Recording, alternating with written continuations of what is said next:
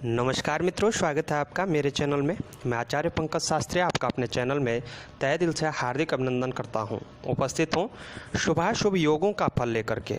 जो हमारा पीछे चर्चा का विषय चल रहा था वह था आनंद आदि शुभाशुभ योगों का शुभाशुभ फलश्रुति, अर्थात विभिन्न योगों में जन्मे जातकों का विभिन्न फल और उनके फलश्रुति। कैसे हमारी जन्म पत्रिका में ग्रह नक्षत्रों के अलावा योग, तिथि, वार, पक्ष इत्यादि सभी को कुछ न कुछ कार्य के निर्वहन करने की, यह अपने कार्य को किस प्रकार से कर सकता है अथवा कितने हद तक यह अपने कार्य को सफल कर सकता है, वह टूट जाता है।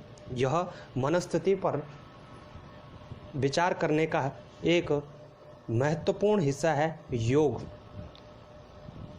आनंद आदि 27 योग होते हैं और जिनमें से हमने अभी तक साध्य और शुभ 23 योग हम कर चुके हैं और 23 में से मात्र अब 4 योग बच चुके हैं।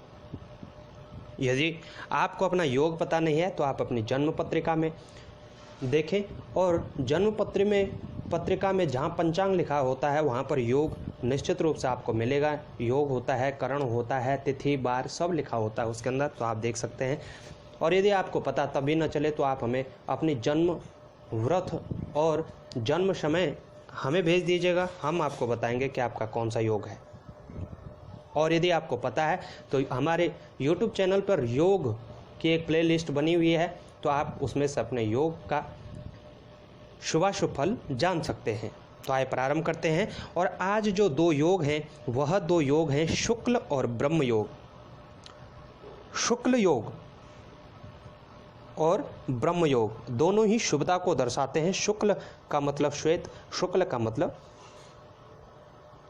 एक साधना, जबकि ब्रह्म का मतलब होता है ब्रह्म क्रम समाधि नाम, अर्थात समाधि को ब्रह्म कहते हैं, ब्रह्म आत्मा को कहते हैं और ब्रह्म सब कुछ जानने वाले वेता को कहते हैं।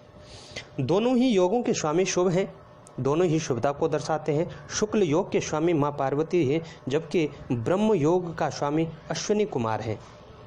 माँ पार्वती के कठोर तप से तो आप सभी परिचित होंगे, वैसे अश्विनी कुमार भी हैं जो गण इत्यादि हैं और इनमें दोनों में ही शुभता है। यदि आपका जन्म शुक्ल योग में जन्मा हुआ है तो निश्चित रूप से आपकी मनस्थिति बहुत ही अच्छी होगी, प्रबल मनस्थिति के होंगे, बहुत जिद्दीपना आपके अंदर होगा। जिद्दीपन जो आपकी सफलता को आगे तक ले जा सकता है, वही जिद्दीपन जो आपका करियर बना सकता है। यदि आपका भी शुक्ल योग में जन्म हुआ है तो आपके अंदर निश्चित रूप से अपने कार्य क्षेत्र पर किसी भी प्रकार से सफलता पाने का एक अद्भुत शक्ति आपको अपने अंदर दिखेगी। आप अपने कार्य क्षेत्र को लेकर के इतने सतर्क रहते हैं कि कभी कभी पारिवारिक गतिविधियों को भी भूल जाते हैं।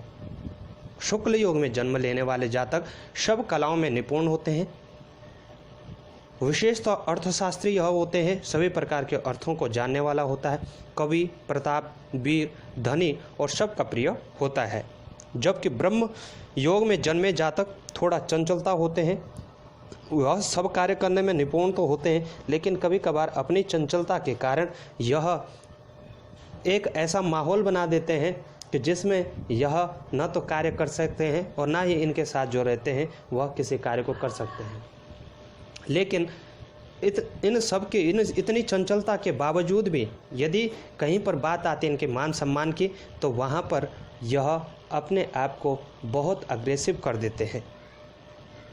ब्रह्म योग में जन्मे जातक बड़े विद्वान होते हैं, वेद शास्त्र और वाचाल शक्ति में पारंगत होते हैं, अर्थात बोलने की शक्ति जो इनकी होती है यह बहुत पारंगत इसमें होते हैं। ब्रह्मज्ञानी और सब कार्यों में निपुण होता है, अपने कार्यों को करता है, लेकिन यह सिर्फ कार्य क्षमता को ही महत्व नहीं देता, उसके साथ साथ आनंद को भी महत्व देता है और आनंद के साथ कार्य करता है, अर्थात कार्य भी करता है, सफलता भी पाता है, लेकिन आनंदित जीवन में। जबकि शुक्ल योग का व्यक्ति कठोर कार्य करता है, कठोर किसी चीज़ का कठोरता से पालन करता है, अपने पारिवारिक गतिविधियाँ तक भूल जाता है अपनी सफलता के लिए और सफल होता है।